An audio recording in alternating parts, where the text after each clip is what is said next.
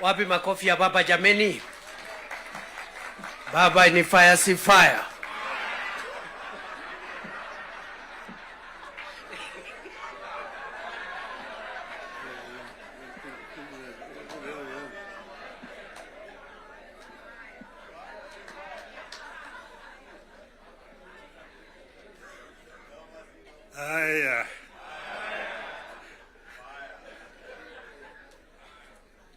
Mr. President, Deputy President, honorable members of Parliament, hamjambo. Hamjambo tena. Hey, I think I see almost a full house. Senators and members of the National Assembly. Thank you very much. I'm very happy to be here this morning to see you. I want to say that I'm charged, but I'm not scared.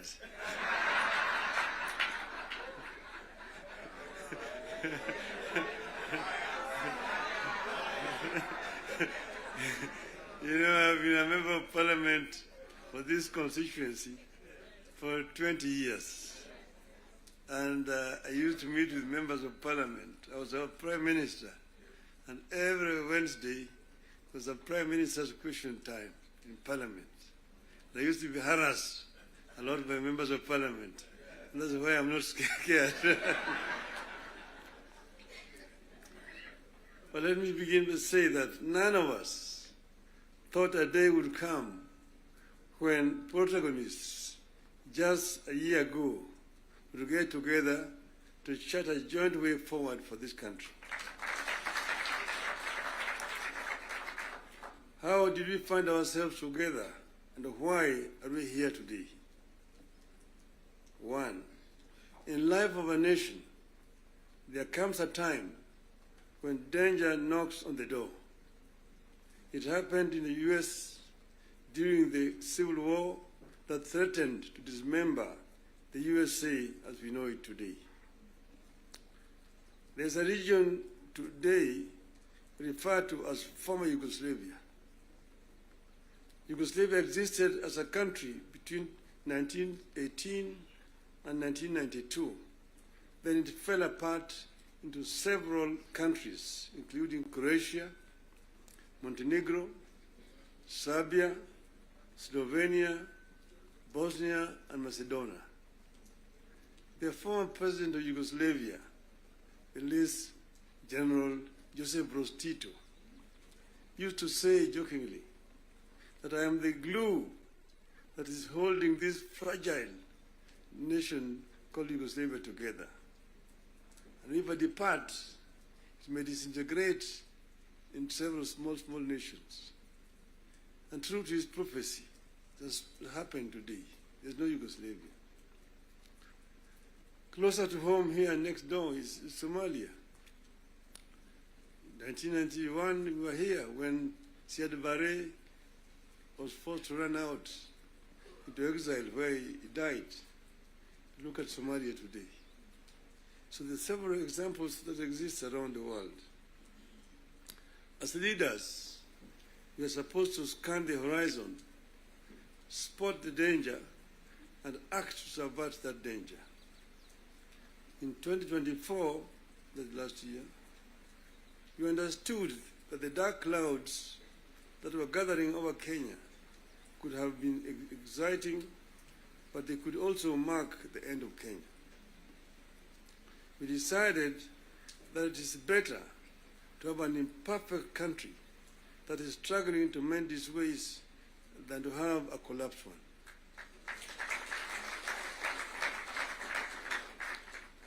We came together to create an environment in which we can discuss our issues and differences as people of one nation. As you know, and as you know here, there are countries that cannot discuss their issues at home. In my life, I've attended many meetings in London, Paris, Istanbul, Washington, name it, where African leaders are ferried to foreign capitals from their own collapsing countries to discuss issues they cannot discuss at home. We go together to spare Kenyan that shame.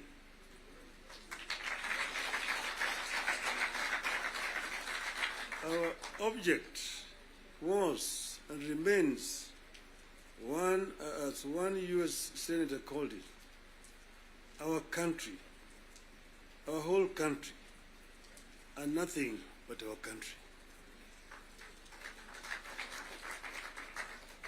Having stabilized the nation, how have we performed in the intervening periods? How do we do better? How do we move forward in a way that respects the people of Kenya and that shows that we are alive to the circumstances that triggered our coming together and that we are acting on them? That is our object today. And that's why we are here today. We met and decided that we needed to have, for the first time, a joint parliamentary group meeting. We could now discuss with our members of parliament. Just over 2 months ago, I had an opportunity to discuss in this very same place here with the members of the executive. They came here and actually came with the blueprint of the performance, what they had done up to that time, and what they were intended to continue doing going forward. And I was very candid with them in my discussions with them. And I told them where I thought they were not doing right and what I thought they should be doing rightly. So as always, I'm always very candid indeed. Today I'm meeting the members of the legislature. As you know, we have got three very important institutions: the executive, legislature, the judiciary. And I'm hoping that in not very far away from today, I will have opportunity to talk to the judiciary as well. So I'm going to be very candid with you people. to talk to you as a former member of parliament. Yes, the leader, Kimani Ichung'wah, referred to the Constitution and told me the issues like NGF and and Senate oversight in the counties is in the Constitution. I want him to cite to me the section of that Constitution that he's referring to. Because as you know, I was very involved with the Constitution, making Constitution of this country. And at another time, I would want to bring Professor Yashpal Gai, who was the leader of that Constitution making. And we went through very many issues. We had committees in the Bomas of Kenya dealing with various segments of that Constitution. The executive was one. Legislature is another one. Judiciary is another one. Devolution, other committee.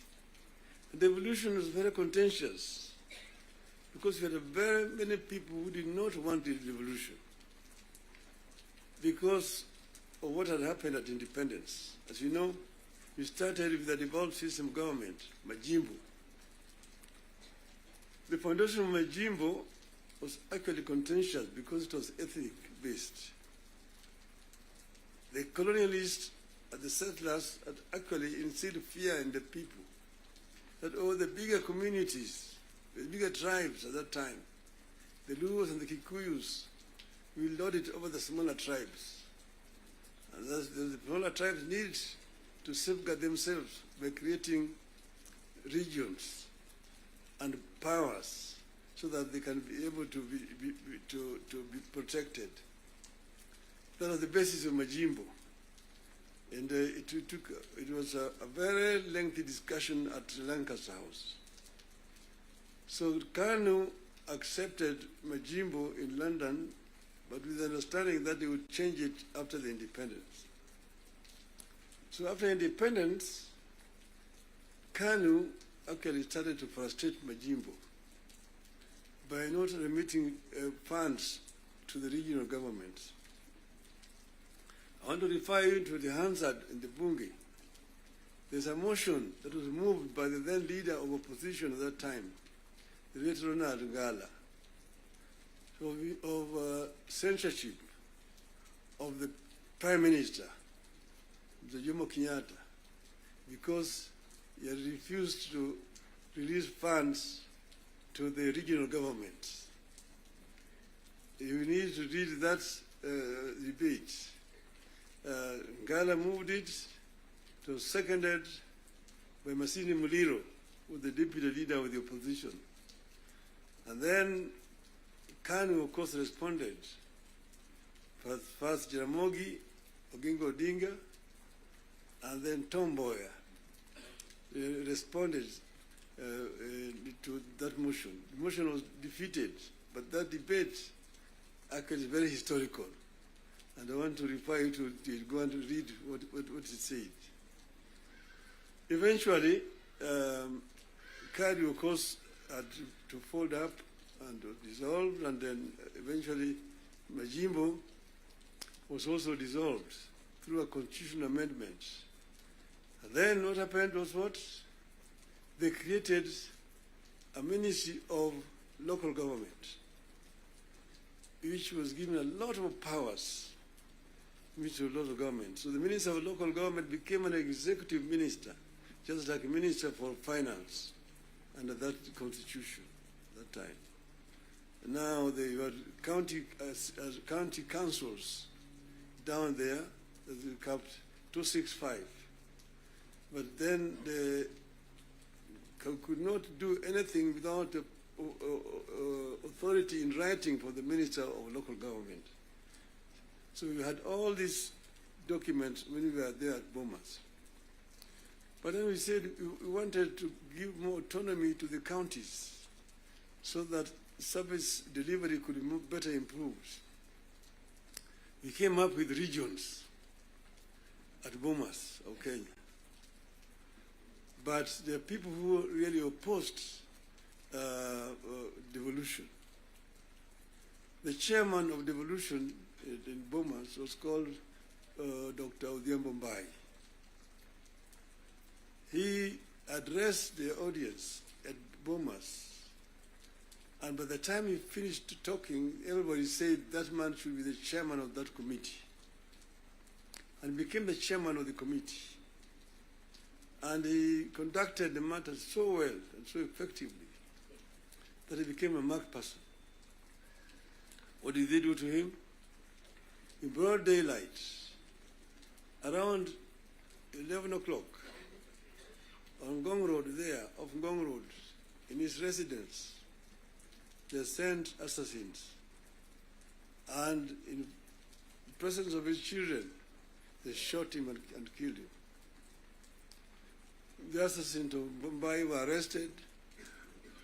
Eventually, they were released. So I just want you to know that the devolution has got very many people and very powerful people in this country today. Then, after that, of course, you know that ODM is a product of constitution making. And one of the founding members of ODM is sitting here with you. The other one is the former president, who is a member, and quite a number. We are going to have the 20 years of ODM in October, and all the founding members are going to be invited.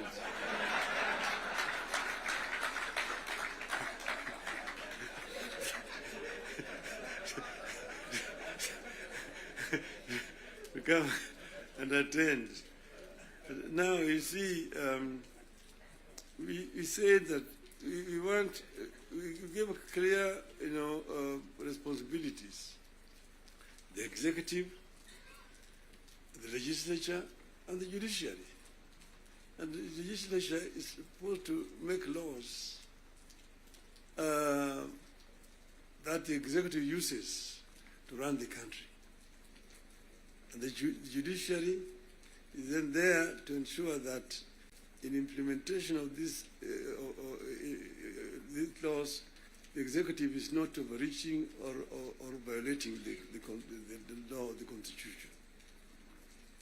But then, so the work of Parliament is representation, legislation, and oversight. Very clear, it's written there in the Constitution. Parliament is not supposed to be implementing. Parliament is supposed to be oversighting. It's not oversighting. And secondly, there is only two levels of devolution. There's, national and one level, county. Constituency is not an element of devolution. Devolution remains at the county. Down there, the constituency, the county government does implementation of the projects. I'm saying, correct.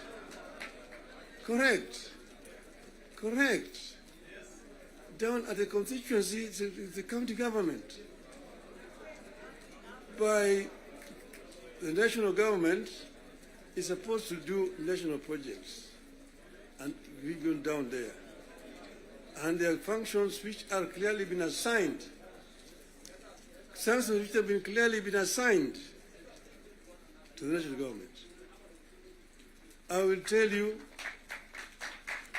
your legislatures, and a very famous English politician said that I may not agree with what you have to say, but I shall defend until death your right to say it. So listen to me. Let me say it. And then you'll have a chance to come and respond. So I'm telling you, I know that sometimes the truth is very bitter. I was there, and we discussed with the Karue when he was moving around to bring the CDF.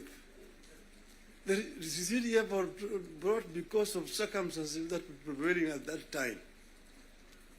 In those days, with a centralized system of government, there were very little resources which are going down to the counties. And that's the reason why the Harambee became the major ways of mobilizing resources.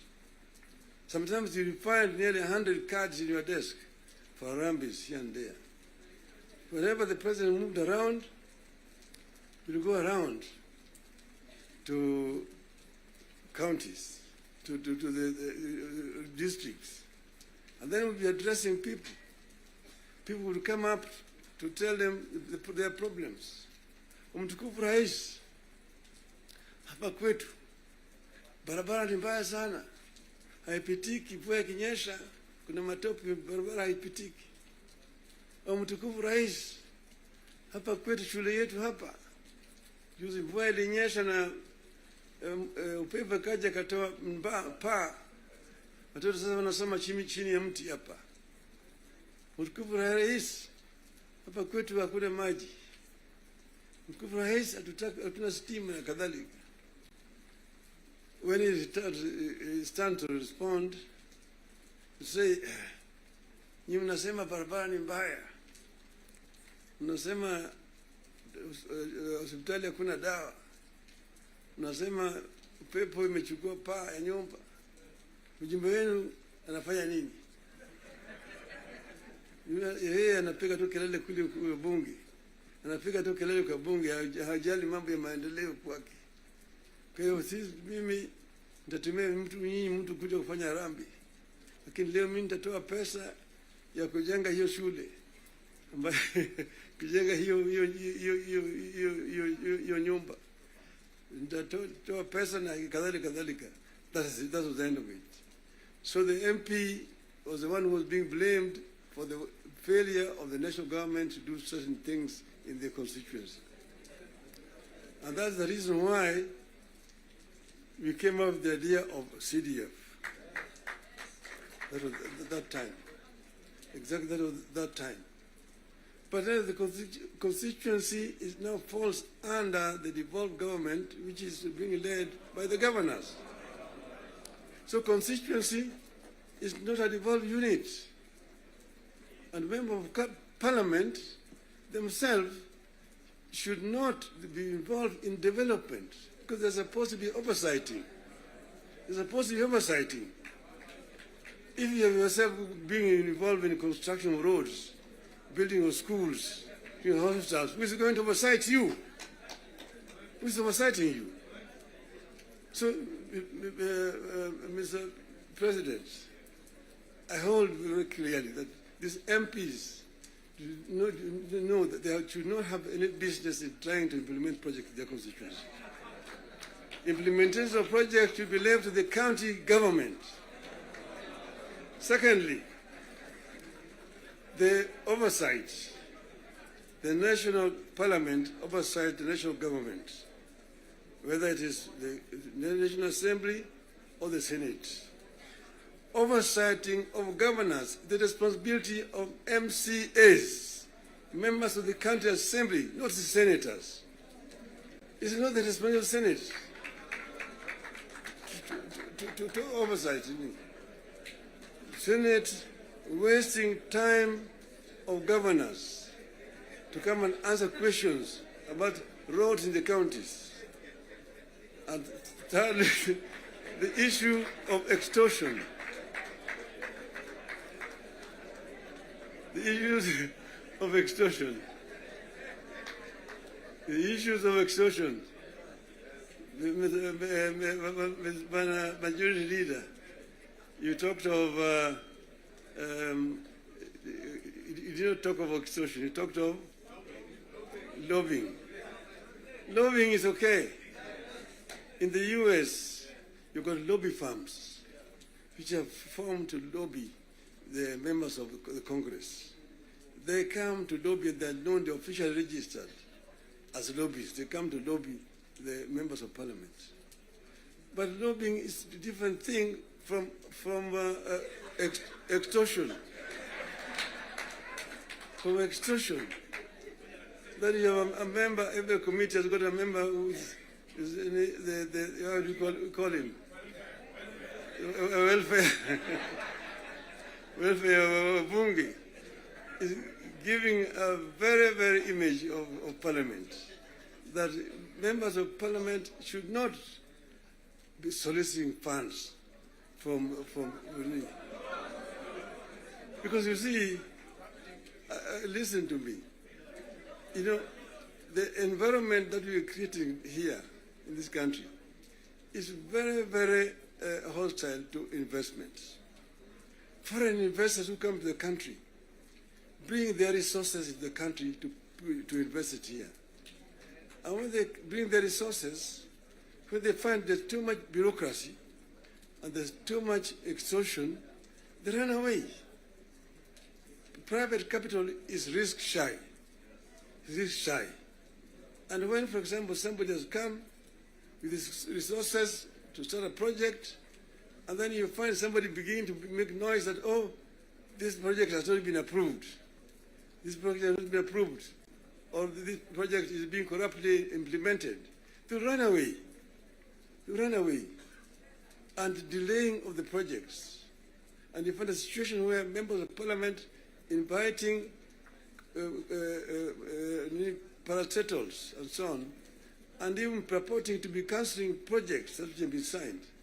That is the work of the executive, not the work of the legislature. So the legislature should not be competing with the executive in terms of implementation of projects. Allow the executive to implement and just correct them when they go wrong. That's if the country will develop. Create a healthy environment for implementation of projects in the country. Then this country will develop. I know I'm being too honest with you people. And I know that the facts, the truth sometimes is so painful, but I think it is important to say this to honorable members of parliament. Thank you very much. May I now invite my brother to come and address you people.